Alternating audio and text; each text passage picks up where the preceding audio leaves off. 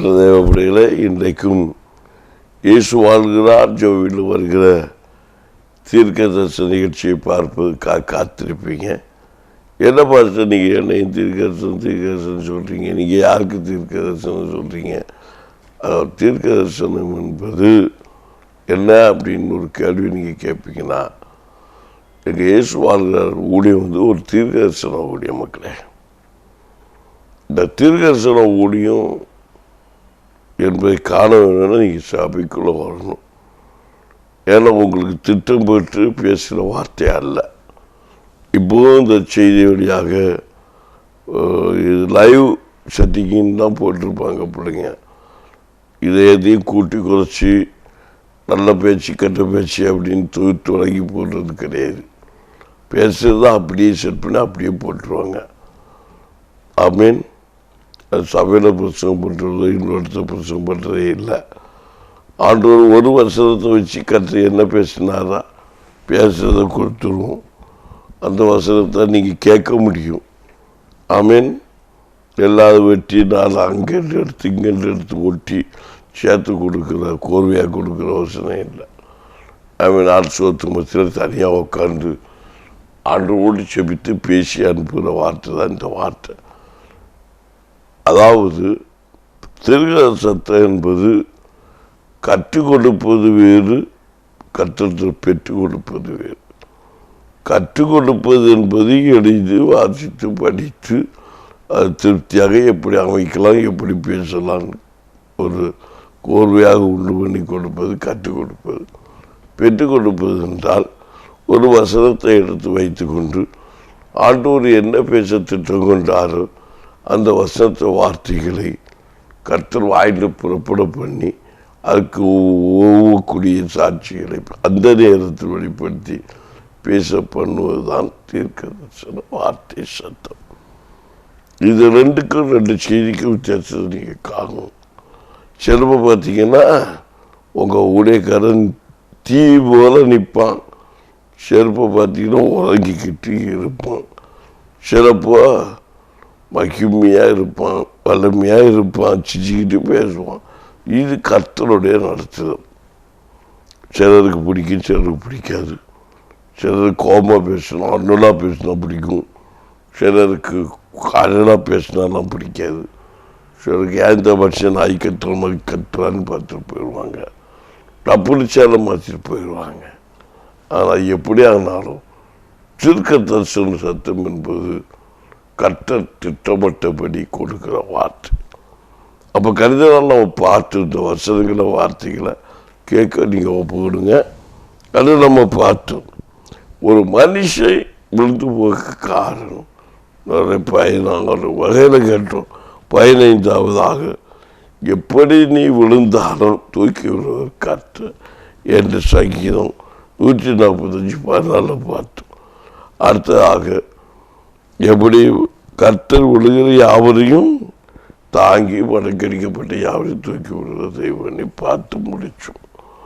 அதுக்கப்புறம் ஒரு நீதிமான் விழுந்தாலும் எழும்புவான் அப்படின்னு சொல்லி வசனம் இருக்குது, வார்த்தை இருக்குது, வார்த்தைகள் இருக்குது. உண்மைதான். ஆனாலும் தேவனுடைய ஊழியக்காரன் தீர்க்க மீகா ஆமே 7ஆம் அதிகாரம் 7-8 வசனத்தை சொல்லப்பட்டது. நானும் என்றால் கர்த்தரை நோக்கி கொண்டு என் இரமேன் ரட்சிப்பின் தேவனுக்கு காத்திருப்பேன், என் தேவன் என்னை கேட்டருள்வார் என்று என் சத்துருவை எனக்கு விரோதமாய் சந்தோஷப்படாதே. நான் விழுந்தாலும் எழுந்திருப்பேன், நான் எழுதிலே உட்கார்ந்தால் கர்த்தருக்காக வெளிச்சமாயிருப்பார் என்று கடந்த நாட்கள் நான் பார்த்தோம். அப்போ இந்த மீகாங்கிற வேத பகுதியில் ஒரு தேவ பிள்ளை, ஒரு ஊழியக்காரர், ஒரு மன்றாட்டு, ஒரு விண்ணப்பம், இல்லை ஒரு வெளிப்பாடு, இல்லை ஒரு தீர்க்கதரிசி, எதுவாக இருந்தாலும் சரி, இப்படி விசுவாசத்தோட ஒரு வார்த்தை அவர் வைக்கிறாருங்க. ஒரு ஊழியக்காரர் வைக்கலாம் பாருங்களா, அதுதான் பெரிய மேன்மை. பிசாசை ஜெயிக்கணும்னா அங்கே தான் தீர்க்கதரிசனம் இருக்குது, அங்கே தான் வாக்குத்தம் இருக்குது. அதுதான் மகிமையான காரியம். நான் எழும்புவேன், அதுக்கு என்னுடைய சாட்சியை கூட நான் சொன்ன கருத்தால. நீதிமொழி 24ஆம் அதிகாரம் 16ஆம் வசனத்தை வாசிங்களேன். ஆமீன். நான் முதல் சொன்ன வார்த்தை இருக்கு பாருங்க.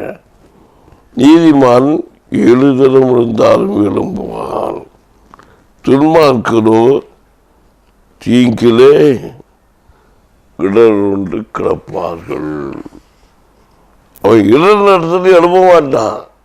அந்த நீதிமான் அவன் இடர்னாலும் எழுந்திருப்பான். நீதிமானுக்கும் துன்மார்க்கனும் வித்தியாசம் உண்டு. துன்மார்க்கனுடைய கண்கள் தெய்வ பயம் பயம் கிடையாது. நீதிமானுடைய கண்கள் என்ன இருக்கு? தெய்வ பயம் உண்டு. இல்லை, தெய்வ பயம் இல்லாத மனுஷன் தெய்வத்தை குறித்து, மனுஷனை குறித்து, உடைக்கிற குறித்து, உடைக்கார குறித்து எதுவும் பேசிடுவாங்க. தெய்வ பயம் உள்ள மனுஷனும் அப்படி பேச மாட்டான். அநேகர் சொல்லுவாங்க, பாஸ்டர் நான் நிறைய தப்பு பண்ணியிருக்கிறேன், ஆண்டவரை பெற்று பேச மாட்டேன். சில ஆவியாவின்னு குறித்து ரொம்ப திட்டுவாங்க. தேவசுக்காரங்கன்னா திட்டுன்னு என் தாப்புனார கூட சொல்ல முடியுமே. பெதவசுக்கார பையனுக்கு ஜபிக்கவே தெரியாதுன்னு சொல்றாரு. பெதவசுக்கார பையனுக்கு ஜபிக்கவே தெரியாது. ஆவிக்குரிய வாழ்க்கை வாழ்றேன்னு சொல்ற பையனுக்கு ஜபிக்க தெரியாது. நான் பண்ணாலும் உங்களுக்கு சொல்லி இருக்கிறேன். அது உண்மையான காரியம். அவர் சொன்ன விஷயத்தை தப்பே கிடையாது. தப்பு நீங்கள் யாரும் சொல்லக்கூடாது. ஒரு ஆவிக்குரிய பிள்ளை அது சொல்லக்கூடாது. சொல்றது தான் தப்பு. உண்மைதான் சொல்லணும். அப்போதான் நீ ஆவிக்குரிய பிள்ளை. என்ன பாஸ்டர், ஆவியில் ஜபிக்கிறவன், பரிசுத்தாவின் ஏவப்பட்டு ஜபிக்கிறவன் அவன் தானாக ஜபிக்கிறவன் இல்லை, கர்த்தரால் ஜபிக்கிறவன். ஆமீன். அந்நிய பாஷை பேசுகிறவன் கர்த்தருடைய ரகசியம் பேசுகிறான். அப்போ ஆவியில் நிரம்பிதான். ஆவியிலோட கனியில் ஒன்று தான் அந்த பரிசுத்தாவில். அது வரும், கனிதான் வரும். அமேன். கனி வெளிப்பாடு. கனியில் ஒரு அங்கம்தான் வரங்கள் செயல்படுத்தப்படுவது. கிரியையில் அன்பு என்கிறது ஒரு கனி. அந்த கனி வெளிப்படும் போது தான் இப்படிப்பட்ட வரங்கள்லாம் நம்மளுக்கு செயல்படும். ஆவின் கனிகள் அன்புன்னு சொல்லப்பட்டிருக்கிறது. இந்த கனி வெளிப்பட்டாதான் நமக்கிட்ட வரங்கள் செயல்பட முடியும். கனி இல்லாத வரங்கள் செயல்படாது. 9 கனி இருந்துன்னா எல்லா வரங்களும் நமக்கிட்ட செயல்படும். அது ஒன்று உள்ளது. அதான் ஸ்பெஷலிட்டிஸ் சொன்னேன். கடைசியில் மருத்துவமனை நிறைய இருக்குது. சுகமாக்கப்பட்ட செய்தி ஆரம்பத்தில் உங்களுக்கு சொன்னேன். வல்லமை எல்லா ஊழியக்கார்ட்டையும் இருக்குது. எல்லா ஊழியக்காரர்களும் வல்லமை உண்டு. எல்லா போதகர்கிட்டையும் வல்லமை உண்டு. எல்லா மாம்சமான மனுஷனுக்கும் வல்லமை உண்டு. அது எந்த மனுஷனாக இருக்கலாம். இந்த பூமியில் வல்லமை அதிகமாக இருக்கிற மனுஷனுக்கு தான். ஆனால் பொருளாத மனுஷன் அறியான். அது வேதவசனம் நமக்கு தெளிவுபடுத்துறது. வல்லமை யார்கிட்ட இருக்க மனுஷன் தான் இருக்கு வல்லமை. பிசாசு கையில் வல்லமையே கிடையாது. அவன் விழுந்து போடுவேன். அது மாதிரி ஆசீர்வாதம் யார்கிட்ட இருக்கு? பிசாசு மனுஷனை கீழ்படுத்தி வச்சிருக்கிறான்.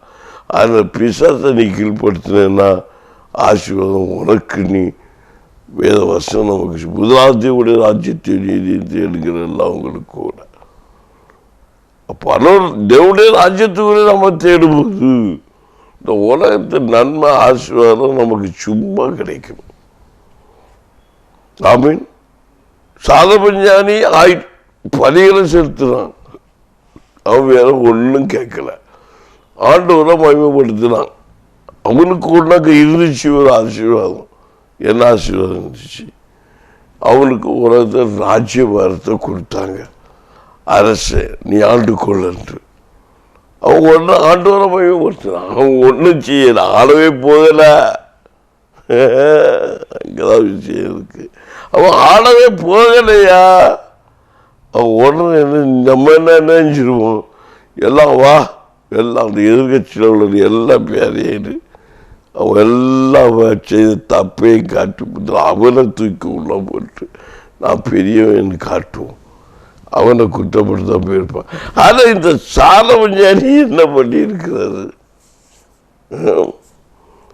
அன்னைக்கு சொல்லுவாங்க, நான் ஒரு அரசியல்வாதிக்கு போவேன், நல்லா கவனிச்சுக்கோங்க, நான் சொல்லுவேன் பிரசிடண்ட் ஆகட்டு இல்லை 30 ஆகட்டு, ஏற்றிக்க உனக்கு எல்லா தெம்பையும் எல்லா பயனையும் சரியாக்கும், ஒரு நாளாக ஆக போகிறது கிடையாது. இந்த சாலம் அப்படி பேசலை. எல்லாவரையும் முதல்ல இவனுள்ள எல்லாத்தையும் எடுத்து வச்சுக்கிட்டு எல்லாம் உள்ளதெல்லாம் அப்படின்னு நினைப்பாங்க. ஒரு மேன் அப்படி இருக்கவே கூடாது, ரொம்ப தவறு. முதல் ராஜ்யபாரம் கிடச்சிட்டு, பதவி கிடச்சிட்டு, ஒரு அதிகாரம் நமக்கு கிடச்சிருச்சு, ஊழியக்காரருக்கு அதிகாரம், போதகருக்கு அதிகாரம் கிடச்சிட்டு தவறாக பிரயோஜனப்படுத்தும், ஆண்டோருக்கு உண்மையாக பிரயோஜனப்படுத்தும். அதுதான் அவர் சாலமன் ஞானி செய்தார். ஆமேன். அவன் அதை விழுந்து போகாமல் பார்க்கணும். அன்னைக்கு பொருள்னால விழுந்து போகிறாங்க, பணம் நிறைய கிடச்சோம் விழுந்து, பணத்துக்கு விட விழுந்து பார்த்துக்குவாங்க. ஆமீன். சில பெரிய வீடு கிடைச்சா அந்த வீட்டிலே விழுந்துருவாங்க. நான் யார்த்துன பெரிய பண்ணேருன்னு கடைசி வீட்டுக்கு பெயிண்ட் அடிக்க முடியாத நிலைமைக்கு வந்து நிற்கும் போது பெருமை போகும். ஐயா ஒரு சின்ன வீடாக வச்ச மாதிரினா விழுமாங்க. மதியேடு மதியேடனே அப்படின்னு பாரு. அப்போ எல்லாத்தையும் பாரு, எல்லாம் இனி கட்டி காய்ச்சதெல்லாம் நிரப்பி எல்லாத்தையும் ஒதுக்கி வச்சுட்டு உக்காந்து காலுக்கு மேலே காலு போட்டுட்டு சாப்பிடுவேன்னு நினைக்கிறாரு. சில மனுஷங்க அப்படின்னு நினைக்கிறாங்க. அப்படின்னு இயேசு போயிச்சிருக்கிறாரு. உடனே இயேசு ஆண்டவர் கூப்பிட்டு கேட்பார் அவனை இதயத்தில், நான் மதியடா, இன்னைக்கு ஒரு உயிர் ஒன்று உடனே விட்டு போச்சுன்னா நீ இந்த கட்டி வச்சிருக்கலாம் யாருக்கு? அது நினைச்சாலும் வச்சு அவன் தூங்க மாட்டான். பொல்லாத மனுஷன். நான் அடிக்கடி ஜெபம்னு சொல்லுவேன், எப்பா எல்லா பேச்சுக்கும் ஆமீன், மனுஷன் எல்லா வார்த்தையும் செய்ய கொடுப்பான், ஆண்டவர் வார்த்தையை மட்டும் செய்ய கொடுக்க மாட்டான். ஆமீன். மனுஷனோட வார்த்தைக்கு எல்லாம் செய்ய கொடுப்பான், ஆனால் ஆண்டவருக்கு வார்த்தையை மட்டும் மனுஷன் செய்ய கொடுக்க மாட்டான். பாருங்களா, உருவாக்குற வார்த்தைக்கு வசனத்துக்கு மட்டும்தான் மனுஷன் செவி கொடுக்க மாட்டான், வேற எல்லாத்துக்கும் மனுஷன் செவி கொடுப்பான். பணம் 1 கோடி அப்படின்னு சொல்லிவாரு, அப்படின்னா நம்மால். ஆமேன். எப்பா ரட்சிப்பு முக்கியமா? ரட்சிப்பா என்ன, நான் என்ன எப்படி ரட்சிக்கப்படாம அருமையாகவே இருக்கேன் அப்படிமா. அடா, இது இயேசுவோட வார்த்தையை சொல்கிறேன். மனுஷனுக்கு ஞானம் இல்லை. ஏன்? ஆமாம், ஞானம் இல்லாமல் தான் இந்தியாவுக்கு தலைவராக இருக்கேன், ஞானம் இல்லாமல் தான் என் சபைக்கு நான் பிரசிடண்டாக இருக்கேன். நீ தானே ஞானம் உள்ளவரோ? கர்த்தருக்கு பயப்படுறவன் ஞானம் இருக்கு. அதுதான் சாலமன் ஞானிக்கு இருந்து. கையை தட்ட மாட்டேங்கிறீங்க, தட்டாத சுபாவாச பெரிய ஆளாயிடும். அதனால கை தட்டிடுறாங்க. இன்னும் அநேர் கை தட்டுறதுனா அதே பெரிய ஆளாயிடுறாங்க. கை தட்டாம இருந்து பார்த்துட்டு அவன் இருப்பான். கோச்சத்தை பெரிய ஆளாக்கு.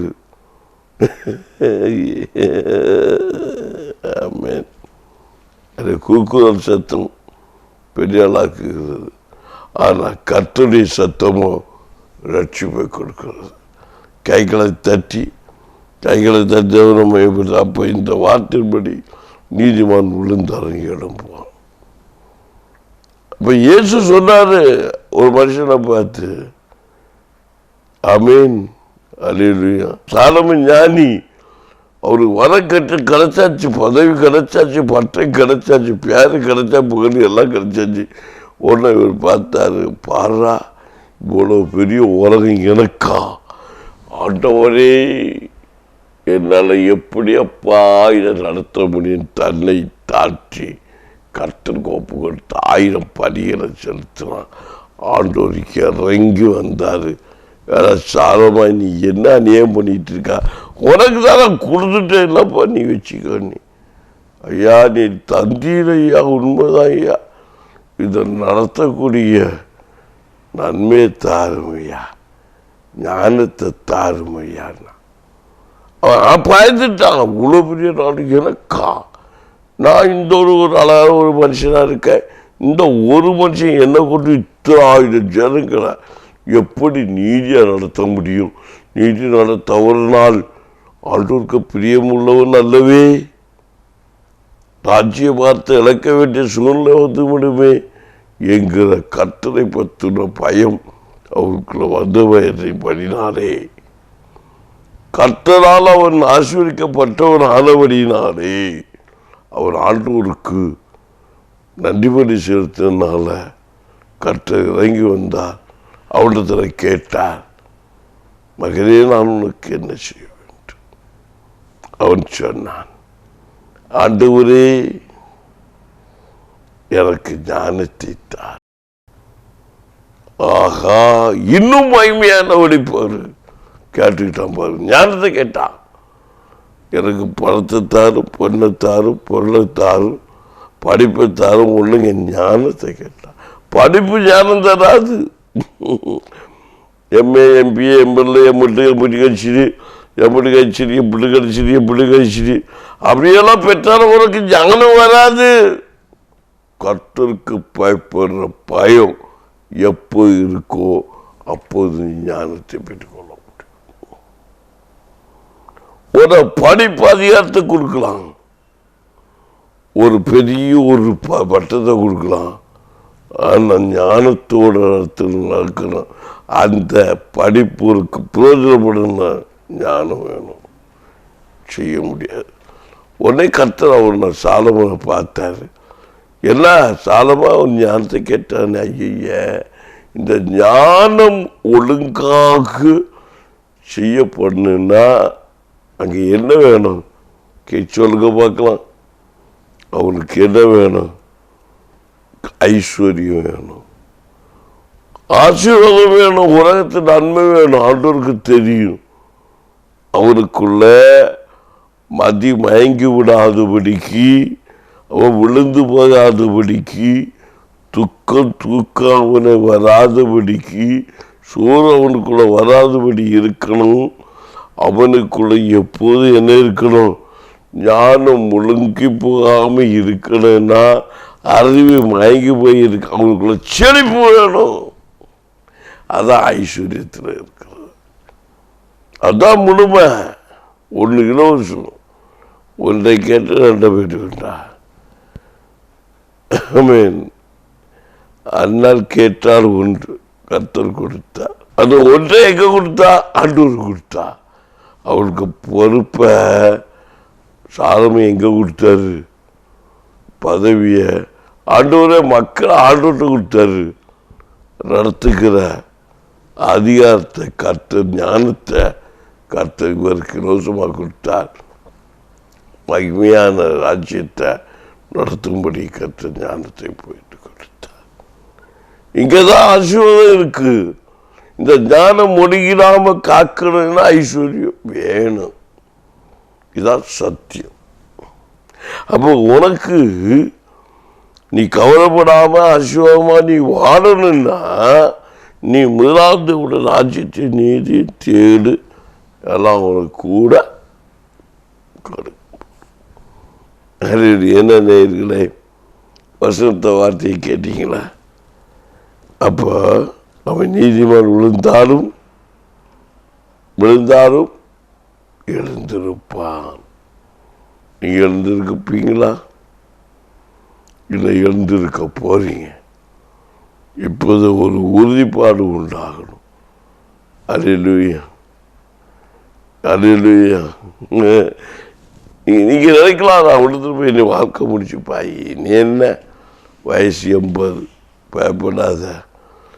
99 ஆபிரகாம் வாக்கை நிறைவேறிச்சு. நீ 80 உனக்கு ஆச்சு. இன்னும் இருக்குது 19. இல்லப்பா சும்மா இருப்பா, வயசு 90. பயப்படாத, ஆட்டம் கட கட கட கையெல்லாம் வரைக்கும். இன்னும் இருக்குது 9. விசுவாச வார்த்தை. விசுவாசி தகப்பன் ஆபிரகாம். விசுவாசம் குறையக்கூடாது. இப்ப வாலிபனுக்கு வயசு அவனுக்கு தான், வாலிபனுக்கு பலன் வாலிபத்தில் உள்ளதுதான். ஆனா முதிர் வயசு உள்ளவனுக்கு பலம் எங்க இருக்கு தெரியுமா? எப்படி பலம் இருக்கு தெரியுமா? முது வயசு உள்ளவனுக்கு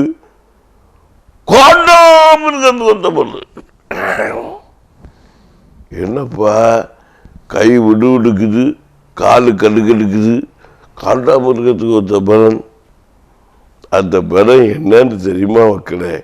என் அச்சோ, என் அப்போ, என் பப்பே, என் பப்பா, என் டேடி, என் மம்மி, என் அம்மே, என் கேக்கு கேளு.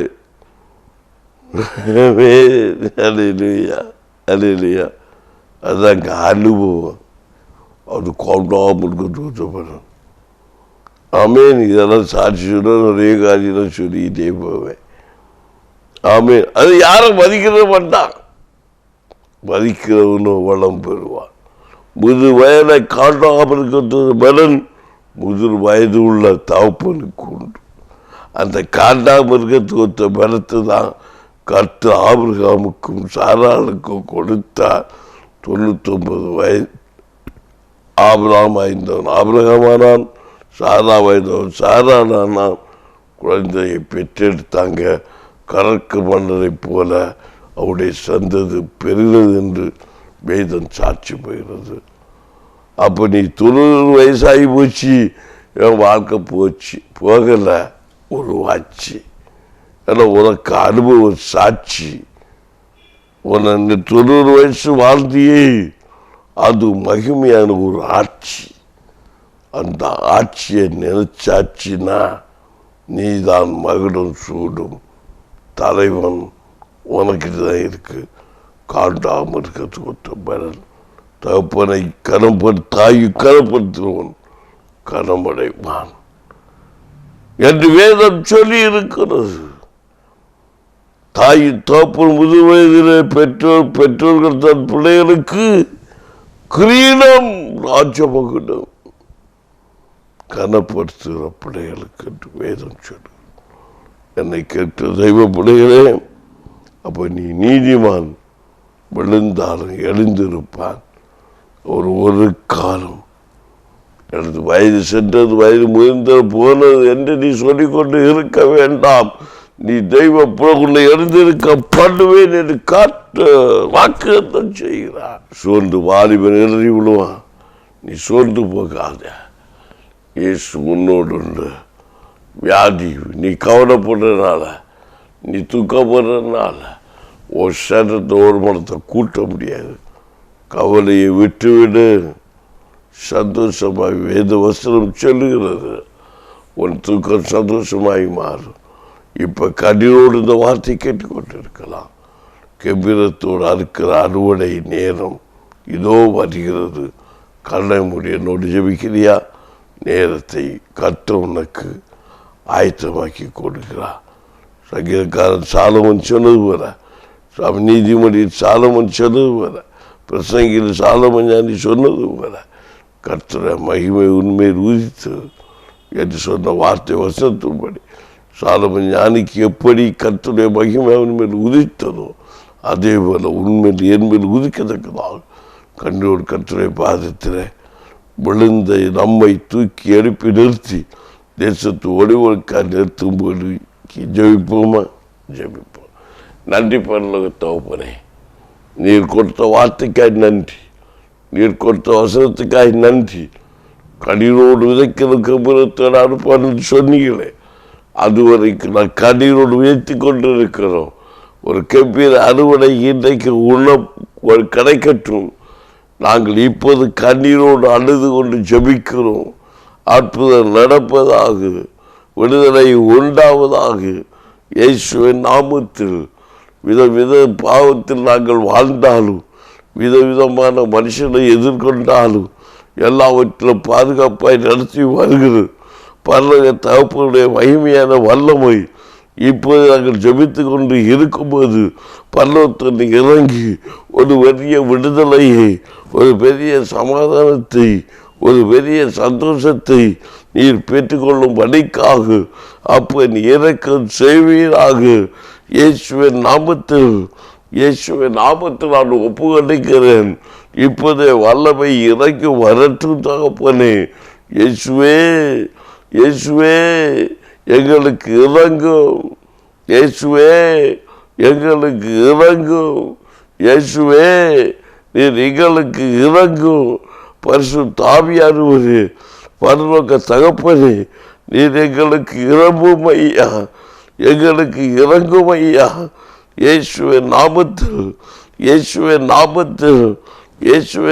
எங்களுக்கு இறங்குவீராக. ஜெபித்து கொண்டு இருக்கும்போது தேவையில்லாத சிந்தனைகளை, எண்ணங்களை, உண்டு பண்ற பொருளாத கிரியைகள் இயேசுவின் நாமத்தில் அவமாகி போவதாக. இயேசுவின் நாமத்தில் அவமாகி போவதாக. விடுதலை உண்டாவதாக, சமாதானம் உண்டாவதாக, சந்தோஷம் உண்டாவதாக. குடும்பத்தில் இருக்கிற பிரிவினையின் ஆவிகள், சபையில் இருக்கிற பிரிவினையின் ஆவிகள், மார்க்க பேதங்கள், எங்கள் இந்திய தேசத்தில் இருக்கிற எல்லா மார்க்க பேதங்கள் இயேசுவின் நாமத்தில் அழிக்கப்படுவதாக. இயேசுவின் நாமத்தில் அழிக்கப்படுவதாக. எங்கள் இந்திய தேசம் ஒரு மனதை காண்கட்டும், ஒரே மார்க்கம் உருவாகட்டும், ஒரே குணம் உண்டாகட்டும். இயேசுவின் நாமத்தில் ரட்சிப்பு உண்டாவதாக. இயேசுவின் நாமத்தில் விடுதலை உண்டாவதாக.